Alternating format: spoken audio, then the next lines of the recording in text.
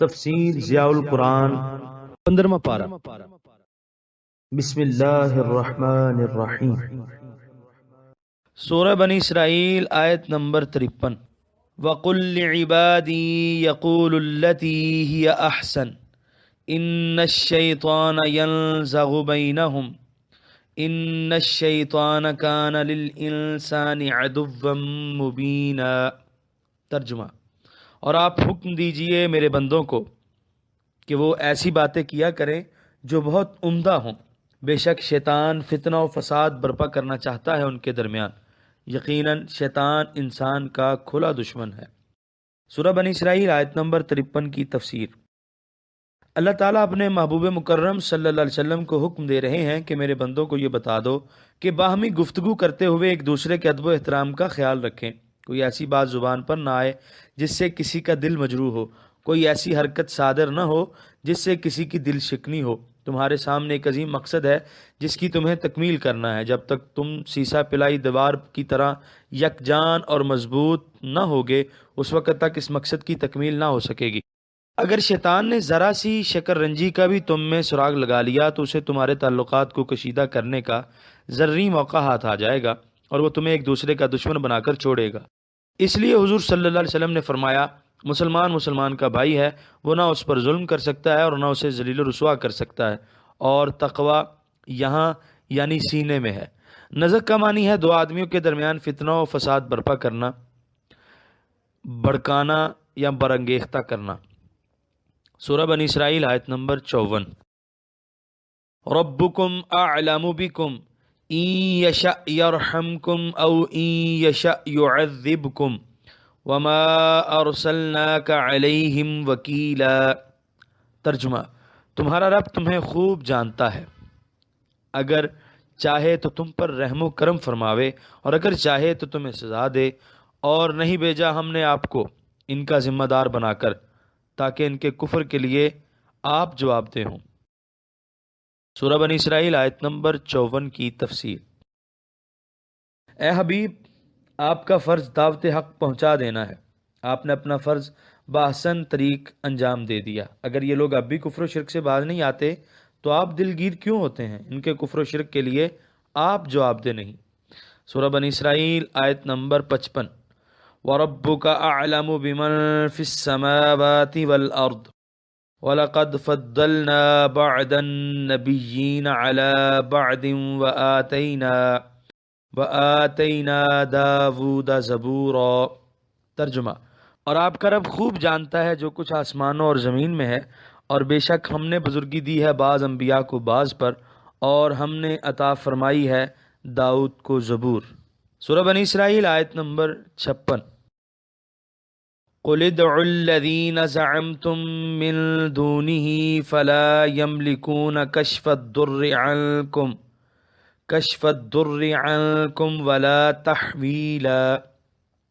ترجمہ: انہیں کہیے، اب بلاؤ ان کو جنہیں تم گمان کیا کرتے تھے کہ یہ خدا ہیں اللہ تعالیٰ کے سوا، وہ تو قدرت نہیں رکھتے کہ تکلیف دور کر سکے تم سے، اور نہ ہی وہ اسے بدل سکتے ہیں۔ سورہ بنی اسرائیل آیت نمبر 56 کی تفسیر۔ علامہ قرطبی نے اس کا شان نزول بیان کرتے ہوئے لکھا ہے، جب قریش کو قحط میں مبتلا کر دیا گیا تو انہوں نے بارگاہ رسالت میں حاضر ہو کر فریاد کی اور اپنی خستہ حالی کا تذکرہ کیا تو یہ آیت نازل ہوئی، اور اللہ تعالیٰ نے اپنے محبوب کو حکم دیا کہ ان سے دریافت کریں کہ جن معبودوں کی وہ پرستش اور عبادت کرتے ہیں ان سے جا کر فریاد کیوں نہیں کرتے؟ پھر خود ہی بتا دیا کہ وہ بیچارے خود بے بس ہیں، اس مشکل وقت میں وہ تمہاری کوئی امداد نہیں کر سکتے۔ اے مشرکین، تم خود سوچو کہ جو خدا مشکل میں کام نہ آئے اور جو معبود مصیبت کو دور نہ کرے، اس کو خدا بنانے اور اس کی پوجا کرنے سے کیا حاصل؟ یہاں زعمتم کا مفعول انہم الہۃ معذوف ہے، یعنی جن کو تم خدا خیال کرتے ہو۔ سورہ بنی اسرائیل آیت نمبر 57۔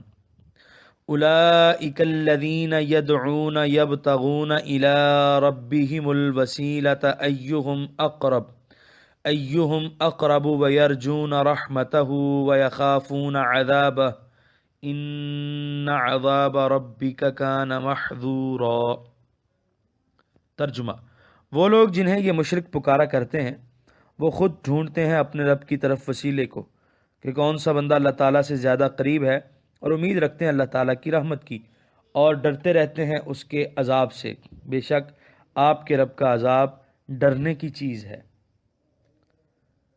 سورہ بنی اسرائیل آیت نمبر 57 کے پہلے حصے کی تفسیر۔ وہ لوگ جنہیں یہ مشرک پکارا کرتے ہیں۔ پہلے اگر آیت کی ترکیب ذہن نشین کر لی جائے تو آیت کا معنی واضح ہو جائے گا۔ اولئک موصوف، الذین یدعون صفت، اور یدعون کے بعد ضمیر مفعول محذوف ہے۔ موصوف اپنی صفت سے مل کر مبتدا، یبتغون الی ربہم خبر۔ مطلب یہ ہے کہ مشرکین جن کو خدا بنائے ہوئے ہیں اور جن کو اپنی تکالیف و مصائب میں پکارتے ہیں، یہ خدا نہیں بلکہ وہ تو خود ہر لمحہ ہر لحظہ اپنے رب کریم کی خوشنودی حاصل کرنے کے لیے مصروف عمل رہتے ہیں۔ اگر واقعی وہ خدا ہوتے جیسے مشرکین کا خیال ہے تو پھر انہیں کسی کی عبادت اور رضا جوئی کی کیا ضرورت تھی؟ مسئلہ اس سے معلوم ہوا کہ مقرب بندوں کو بارگاہ الہی میں وسیلہ بنانا جائز ہے اور اللہ تعالیٰ کے مقبول بندوں کا طریقہ ہے۔ اس آیت میں غور کرنے سے معلوم ہوتا ہے کہ کسی غیر کی عبادت کرنا ممنوع ہے، لیکن مقبولان بارگاہ ایزدی کا وسیلہ پکڑنا اور ان سے التماس دعا کرنا جائز ہے۔ اللہ تعالیٰ نے اپنے محبوب کریم صلی اللہ علیہ وسلم کو ارشاد فرمایا، آپ ان سے زکوٰۃ لیجئے، انہیں پاک کیجئے اور ان کے لیے دعا فرمائیے، آپ کی دعا ان کے لیے وجہ تسکین ہے۔ صحابہ کرام کشودہ مشکلات کے لیے بارگاہ رسالت میں عرض کیا کرتے تھے۔ حضور علیہ الصلاۃ والسلام کا دست مبارک جب دعا کے لیے اٹھتا تو اللہ تعالیٰ ان کی مشکلیں آسان فرمایا کرتا، ان کی بیماریاں دور ہو جاتیں، ان کی تنگ دستیاں خوشحالی میں بدل جاتیں۔ سورہ بنی اسرائیل آیت نمبر 57 کے بقیہ حصے کی تفسیر۔ اور ڈرتے رہتے ہیں اس کے عذاب سے، یعنی اللہ تعالیٰ کے بندے اس کی رحمت سے مایوس بھی نہیں ہوتے اور اس کے عذاب سے بے خوف بھی نہیں ہوتے۔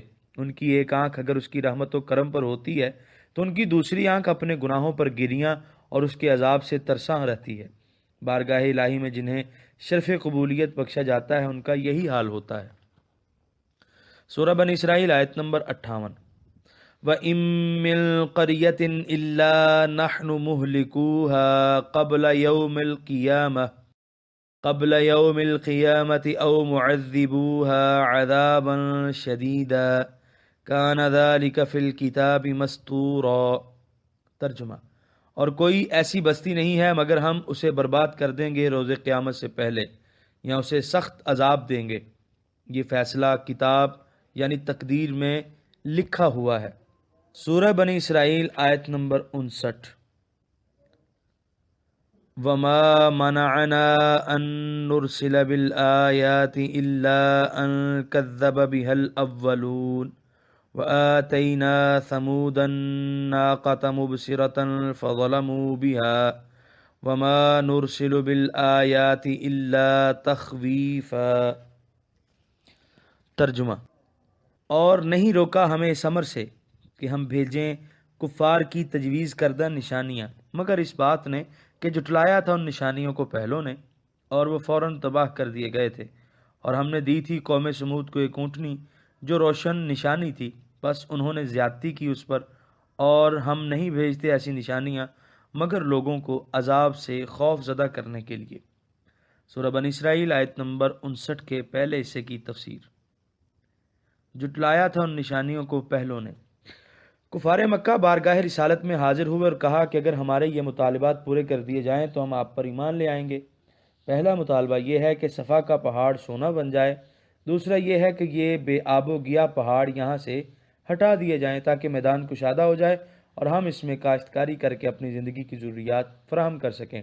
جبرائیل امین اسی وقت حاضر ہوئے اور آ کر پیغام الہی پہنچایا کہ اگر آپ چاہیں تو ان کے مطالبات فوراً پورے کر دیے جائیں، لیکن اگر اس کے بعد بھی وہ ایمان نہ لائے تو ان کو نیست و نابود کر دیا جائے گا، اور اگر آپ چاہیں تو انہیں غور و فکر کی مزید مہلت دی جائے۔ حضور نے عرض کی، لا نہیں میرے کریم، انہیں مہلت مرحمت فرما۔ سورہ بنی اسرائیل آیت نمبر 59 کے بقیہ حصے کی تفسیر۔ اور ہم نے دی تھی قوم سمود کو ایک اونٹنی جو روشن نشانی تھی۔ قوم سمود کو ان کے مطالبے کے پیش نظر جب اونٹنی کا معجزہ دکھایا گیا اور وہ پھر بھی ایمان نہ لائے تو انہیں صفحہ ہستی سے حرف غلط کی طرح مٹا دیا گیا۔ اسی طرح ان لوگوں کا انجام بھی ہوتا ہے جن کا مطالبہ پورا کیا جاتا ہے اور وہ پھر بھی ایمان نہیں لاتے۔ سورہ بنی اسرائیل آیت نمبر 60۔ وَإِذْ قُلْنَا لَكَ إِنَّ رَبَّكَ أَحَاطَ بِالنَّاسِ وَمَا جَعَلْنَا الرُّؤْيَا الَّتِي أَرَيْنَاكَ إِلَّا فِتْنَةً لِلنَّاسِ وَالشَّجَرَةَ الْمَلْعُونَةَ فِي الْقُرْآنِ وَنُخَوِّفُهُمْ فَمَا يَزِيدُهُمْ إِلَّا طُغْيَانًا كَبِيرًا۔ ترجمہ: اور یاد کرو جب ہم نے کہا تھا آپ کو کہ بے شک آپ کے پروردگار نے گھیرے میں لے لیا ہے لوگوں کو، اور نہیں بنایا ہم نے اس نظارے کو جو ہم نے دکھایا تھا آپ کو مگر آزمائش لوگوں کے لیے، نیز آزمائش بنایا اس درخت کو جس پر لعنت بھیجی گئی ہے قرآن میں، اور ہم انہیں نافرمانی کے انجام سے ڈراتے رہتے ہیں، پس نہ بڑھایا اس ڈرانے نے انہیں مگر یہ کہ وہ زیادہ سرکشی کرنے لگے۔ سورہ بنی اسرائیل آیت نمبر 60 کے پہلے حصے کی تفسیر۔ پروردگار نے گھیرے میں لے لیا ہے لوگوں کو، یعنی اللہ تعالیٰ نے اپنی قدرت اور اپنے علم سے تمام لوگوں کو اپنے نرگے میں لے رکھا ہے۔ آپ بے دھڑک اسلام کی تبلیغ کا فریضہ ادا کرتے رہیں، کسی کی مجال نہیں کہ آپ کو گزن پہنچا سکے۔ سورہ بنی اسرائیل آیت نمبر 60 کے دوسرے حصے کی تفسیر۔ اور نہیں بنایا ہم نے اس نظارے کو جو ہم نے دکھایا تھا آپ کو مگر آزمائش۔ اس آیت کی وضاحت اسی صورت کی پہلی آیت کے ضمن میں گزر چکی ہے۔ وہاں بتایا گیا ہے کہ اس آیت میں رؤیا کا لفظ خواب کے معنی میں مستعمل نہیں بلکہ عالم بیداری میں دیکھنے کے لیے مستعمل ہے۔ حضرت ابن عباس کا قول ہے کہ یہاں رؤیا سے مراد عالم بیداری میں دیکھنا ہے۔ سعید بن جبیر، حسن، مسروق، قتادہ، مجاہد، اکرمہ، ابن جریر اور ان کے علاوہ کثیر تعداد علماء تفسیر کی یہی رائے ہے، اور اہل عرب کہتے ہیں کہ رأیتو بعینی رؤیتن و رؤین۔ سورہ بنی اسرائیل آیت نمبر 60 کے بقیہ حصے کی تفسیر۔ نیز آزمائش بنایا اس درخت کو جس پر لعنت بھیجی گئی ہے قرآن میں۔ اس سے مراد زقوم ہے۔ اس کو بھی لوگوں کے فتنے کا باعث بنایا، کیونکہ جب ایک آیت میں بتا دیا گیا کہ جہنم میں زقوم کا درخت بھی ہوگا تو ابو جہل کو اسلام پر تان کرنے کا ایک زرعی موقع ہاتھ آیا۔ کہنے لگا کہ ادھر تو آپ ہمیں ایسی آگ سے ڈراتے ہیں جو پتھروں کو جلا کر خاک سیاہ بنا دے گی، دوسری طرف آپ یہ کہتے ہیں کہ جہنم میں زقوم کے درخت بھی ہوں گے، یہ بات ہماری سمجھ میں تو نہیں آ سکتی۔ ابو جہل کے اس اعتراض سے بھی کئی لوگ تذبذب کا شکار ہو گئے۔